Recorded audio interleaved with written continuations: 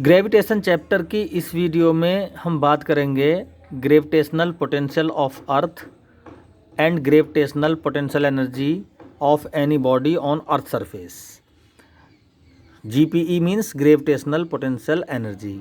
ठीक है, earth surface या अर्थ की ग्रेविटी, अर्थ के फील्ड में किसी भी पॉइंट पर हम ग्रेविटेशनल पोटेंशियल और ग्रेविटेशनल पोटेंशियल एनर्जी के बारे में हम डिस्कस करेंगे।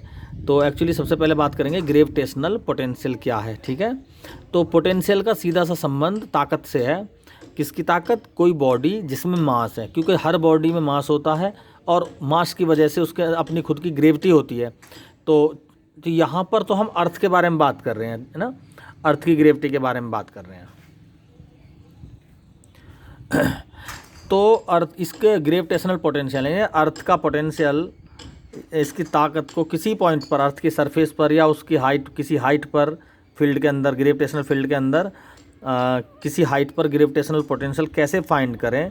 तो हम देखें ज़रा, देखो इसको इजीली समझने के लिए थोड़ा सा हम इसका एग्जाम्पल देते हैं कि भाई किसी की ताकत को कैसे पहचानें, कैसे नापें।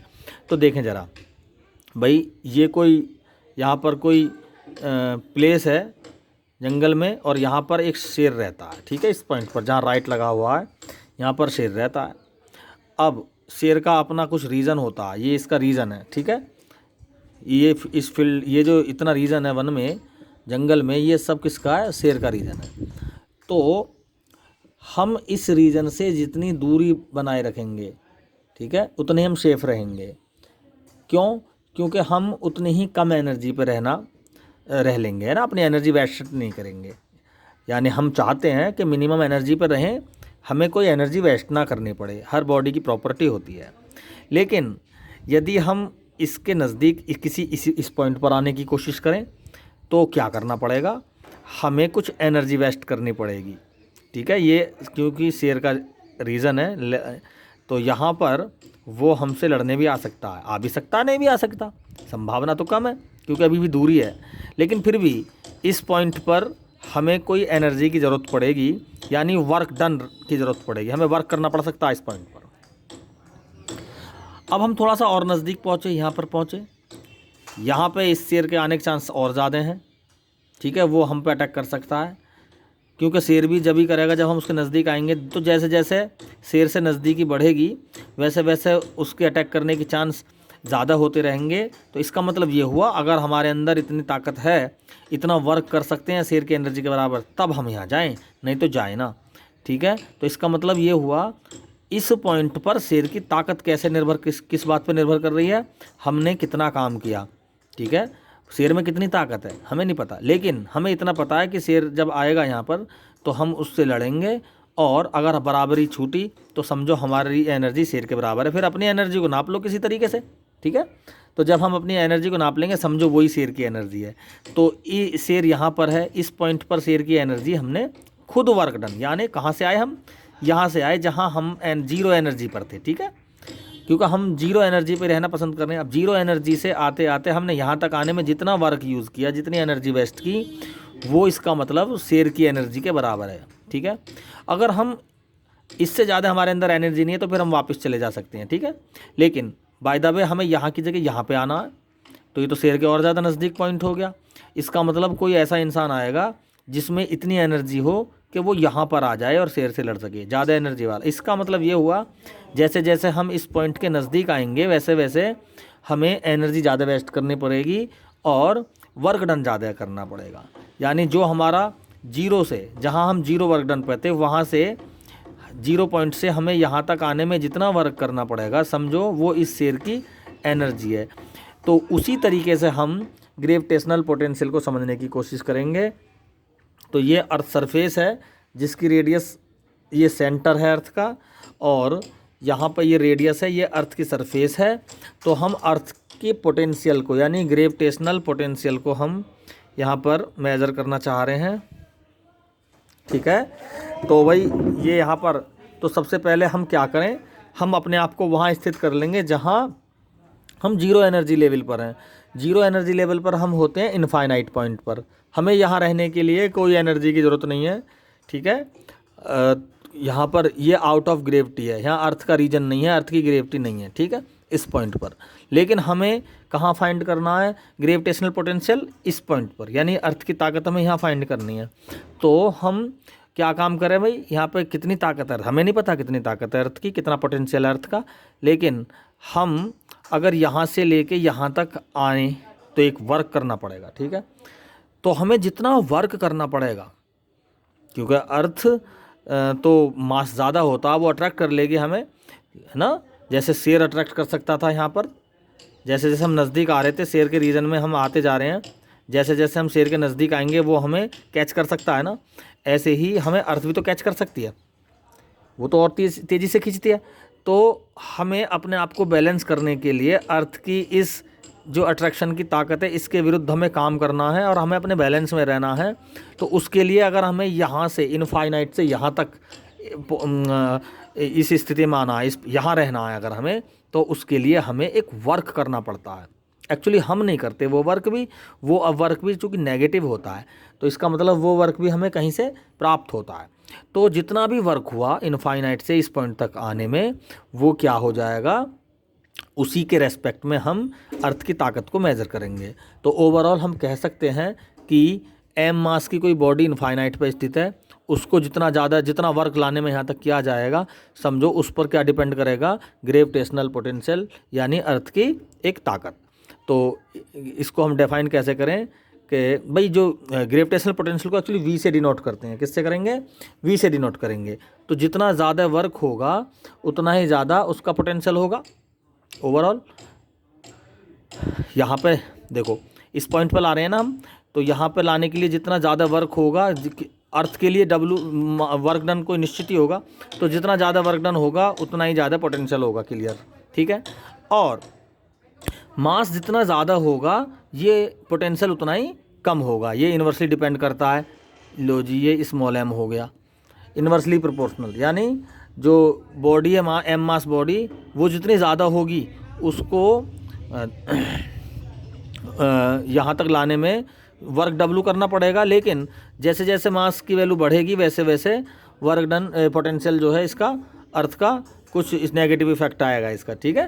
तो ये हो गया V इज इक्वल टू यहाँ से W upon M, this is the gravitational potential, ठीक है। W वर्क डन जितना ज़्यादा होगा पोटेंशियल उतना ज़्यादा होगा, और ये मास जितना ज़्यादा होगा पोटेंशियल उतना ही कम, जूल पर किलोग्राम, क्लियर। तो भाई it is the work done at per unit mass to carry unit mass body from infinite to any point of gravity, है ना। It means gravitational potential is the work done to carry per unit mass from infinite to the point of field of gravity, gravity के किसी भी field में तक लाने में। हम तो यहाँ सरफेस पर ला रहे हैं, हम यहाँ तक भी ला सकते हैं। तो ये डिस्टेंस कम है तो कम काम करना पड़ेगा, कम काम करने का तो पोटेंशियल कम होगा। यानी जैसे जैसे अर्थ की सरफेस से डिस्टेंस बढ़ेगी, यहाँ पर और कम, यहाँ पर और कम, यानी अर्थ की सरफेस से जैसे जैसे डिस्टेंस बढ़ेगी वी की वैल्यू वैसे वैसे कम होगी, ठीक है। तो ये हुआ हमारा ग्रेविटेशनल पोटेंशियल, ठीक।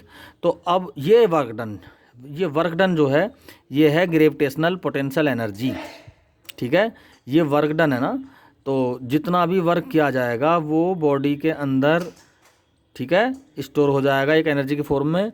इसी को कहेंगे हम ग्रेविटेशनल पोटेंशियल एनर्जी। ये जो एम मास की बॉडी है इस पर वर्क किया जा रहा है, क्लियर। जब इस पर वर्क किया जाएगा अर्थ के द्वारा किया जा रहा है, तो ये अर्थ के द्वारा किया गया वर्क इसके अंदर एक एनर्जी की फॉर्म में स्टोर हो जाएगा, जिसे हम ग्रेविटेशनल पोटेंशियल एनर्जी कहते हैं। ये पोटेंशियल एनर्जी का कॉन्सेप्ट भी है कि भाई पोटेंशियल एनर्जी क्या होती है, कि जब किसी बॉडी पर वर्क किया जाता है तो उसकी पोजीशन चेंज होती है, और ये वर्क बॉडी के अंदर एक एनर्जी की फॉर्म में स्टोर होता है, जिसे हम पोटेंशियल एनर्जी कहते हैं। तो जैसे ही ये वर्क होना बंद होता है, एक्सटर्नल फोर्स अप्लाई होना बंद होता है, तो इसी पोटेंशियल एनर्जी के हेल्प से बॉडी अपनी कंडीशन को रिगेन कर लेती है। जैसे हम इलास्टिसिटी में पढ़ते हैं, हमने डिफॉर्मिंग फोर्स लगाया और कोई इलास्टिक बॉडी ने अपना कॉन्फ़िगरेशन चेंज कर दिया, उसके अंदर हमने वर्क किया तो उसके अंदर वो वर्क इलास्टिक पोटेंशियल एनर्जी के फॉर्म में स्टोर हो गया, तो उसका कॉन्फ़िगरेशन चेंज हो गया, वो उसकी लंबाई में लंबाई बढ़ जाती है इलास्टिक सब्सटेंस की किसी की, जब खींचते हैं उसको। जैसे हम फोर्स हटाते हैं वो फिर दोबारा कर उसी कंडीशन में आ जाता है। स्प्रिंग का भी यही कंडीशन है, तो वो स्प्रिंग की पोटेंशियल एनर्जी होती है, ठीक है। तो इस तरह इलास्टिक पोटेंशियल एनर्जी, स्प्रिंग की पोटेंशियल एनर्जी और एक इलेक्ट्रिकल पोटेंशियल एनर्जी भी होती है, उसको हम 12th क्लास में पढ़ते हैं, उसमें भी यही कॉन्सेप्ट है, ठीक है। तो वर्क डन पोजीशन चेंज करता है, वही वर्क डन उस बॉडी के अंदर स्टोर हो जाता है सिस्टम के अंदर, और ये स्टोर्ड एनर्जी को भी हम पोटेंशियल एनर्जी बोलते हैं। तो भाई ये है वर्क डन, वही जिसकी हम बात कर रहे हैं, यही वर्क डन इस बॉडी के अंदर स्टोर हो चुका है, तो इसको हम ग्रेविटेशनल पोटेंशियल एनर्जी बोलते हैं। तो इसको क्या कैसे निकालें? तो वर्क डन हम मानेंगे कि भाई ये हमने छोटा सा डिस्प्लेसमेंट, तो देखो एम मास की बॉडी लगातार अर्थ की तरफ को डिस्प्लेस्ड हो रही है, वर्क हो रहा है इस पर, लेकिन हमने मान लिया dx डिस्प्लेसमेंट है बहुत छोटा सा, और इस dx डिस्प्लेसमेंट को कवर करने के लिए वर्क डन हुआ dw, clear. dw work done हुआ तो हम dw को लिख सकते हैं f/dx, ये इंटीग्रेशन का साइन लगा दिया हमने, ठीक है। इसको समझने के लिए थोड़ा सा इंटीग्रेशन टर्म हम पे आनी चाहिए। फोर्स क्या है? फोर्स है जो दो बॉडीज़ के बीच में force of attraction according to Newton's gravitational law. तो एक बॉडी तो हमारी अर्थ हो गई जिसका मास m/e है, दूसरी बॉडी स्मॉल m मास की होगी, दोनों के बीच में एक फोर्स काम करेगा। दोनों के बीच की डिस्टेंस देखो, सेंटर से और इस बॉडी के बीच की डिस्टेंस क्या है? x है। तो हम इनको अप्लाई करेंगे तो f के प्लेस पे तो हम लिख देंगे G_m_E_m upon x² into dx, ये इंटीग्रेशन कर दिया। अब चूँकि हमें ये dx एलिमेंट के लिए कर रहे हैं, लेकिन हमें तो बॉडी को कहाँ से लाना है? जब वो जहाँ पर वो जीरो वर्क एनर्जी में थी, यानी इनफाइनाइट पर रहती है जीरो एनर्जी में, इनफाइनाइट से किसी पॉइंट पर हम इस पॉइंट पर ला रहे हैं। सेंटर से ये पॉइंट इनफाइनाइट पर है और ये पॉइंट है RE डिस्टेंस पर, तो हम इनफाइनाइट से कहाँ ला रहे हैं? बॉडी को RE तक पे। तो ये हो जाएगी लिमिट। तो अब ये फुल पाथ के लिए वर्क डन हो गया, तो dw का हो जाएगा w और G_m_E_m बाहर निकल गया, 1/x² dx, इनफाइनाइट से लेके रेडियस तक हम इसका इंटीग्रेशन करेंगे। तो भाई इंटीग्रेशन का एक टर्म होती है, जिसको नहीं पता उसके लिए मैं थोड़ा सा इंटीग्रेशन के बारे में बता रहा हूँ। क्योंकि फॉर्मूला होता है x⁴n dx, यानी हमें इसका इंटीग्रेशन करना होता है। तो क्या करते हैं, ये n में एक जुड़ जाता है n+1 और वही नीचे आ जाता है। तो इसी तरह से हम इसी फॉर्मूले को यूज़ करके 1/x² का इंटीग्रेशन करेंगे। तो भाई ये हो गया G_m_E_m, तो वैसे लिख लेंगे, और x² 1/x² को लिख सकते हैं हम x⁻² dx, इनफाइनाइट से लेके RE। अब देखें ज़रा, G_m_E_m तो ऐसे लिख लिया, x⁻² में एक जोड़ दो, जैसे यहाँ पे n में हमने एक जोड़ा था, ऐसे यहाँ पर x⁻² में एक जोड़ दो और वो ही नीचे आ जाएगा -2+1। तो यहाँ पर इंटीग्रेशन हो चुका। लिमिट हम यहाँ पे लिखेंगे, लोअर लिमिट इनफाइनाइट है, अपर लिमिट है RE, क्लियर। ये हम W वर्क डन फाइंड कर रहे हैं जो कि ग्रेविटेशनल पोटेंशियल एनर्जी के इक्वल होता है। इसको लिख देंगे हम G_m_E_m, और यहाँ से आ जाएगा सोल्व होके -1/x, इनफाइनाइट से लेके RE। अब एक बार तो अपर लिमिट रखते हैं और साइन चेंज करके एक बार हम लोअर लिमिट रख देंगे। तो ये हो जाएगा W = G_m_E_m -1/RE, और माइनस पहले से ही है, साइन चेंज करेंगे, प्लस हो जाएगा 1/∞, 1/∞। तो भाई ये यहाँ से ये टर्म तो जीरो हो जाएगी।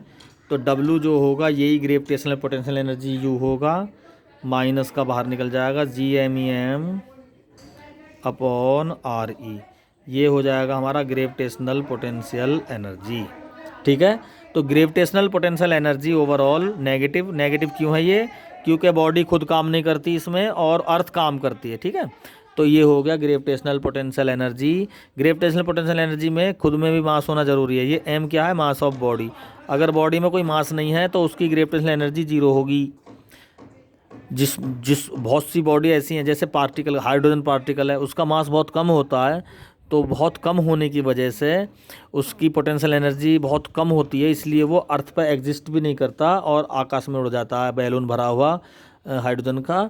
तो इसका मतलब ये हुआ कि अगर हमें अर्थ के सरफेस पर एग्जिस्ट करना है तो हमारे अंदर ये पोटेंशियल एनर्जी या ये नेगेटिव एनर्जी होनी ज़रूरी है। नेगेटिव एनर्जी क्यों है? क्योंकि ये वर्क डन अर्थ ने किया है हमारे पे, हमने खुद नहीं किया, बॉडी खुद नहीं करती, अर्थ करती है। तो इस एनर्जी को हम बोलेंगे ग्रेविटेशनल पोटेंशियल एनर्जी। अगर तो ये कोई भी बॉडी अर्थ पर एग्जिस्ट कब करेगी? जब उसमें स्मॉल एम मास होगा। स्मॉल एम जीरो होगा तो वो यू जीरो हो जाएगा, तो अर्थ की सरफेस पर एग्जिस्ट ना करके वो सीधे एस्केप हो जाएगी। ठीक है, तो नेक्स्ट टॉपिक में हम पढ़ेंगे एस्केप वेलोसिटी। ठीक है, थैंक यू।